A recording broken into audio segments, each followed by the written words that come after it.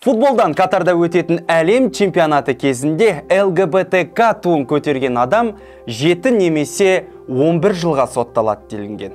Дәл осындай ақпарат қазақстандық желі қолданушылары арасында тарап жүр. Ақпарат қаншалықты рас? Бірге тексерейік.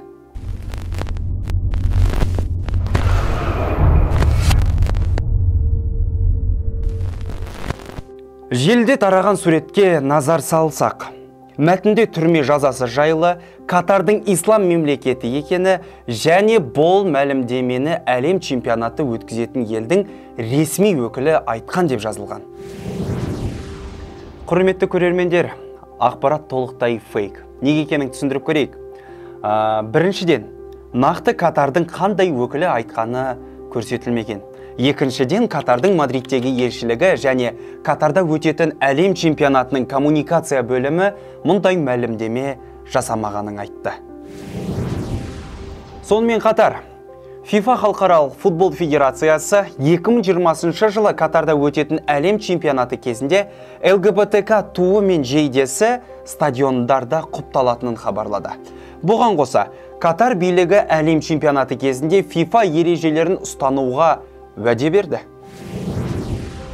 Бұл ақпарат бастапқыда ағылшын және испан тілінде, кейін ресейлік сегментте өзгеріссіз аударылып, тез тарай бастаған. Мысалы, испан тілінде тараған дәл осындай мәтінде Хасан Аль-Тавадидің суреті қойылған. Ол кім деп отырған шығарсыздар?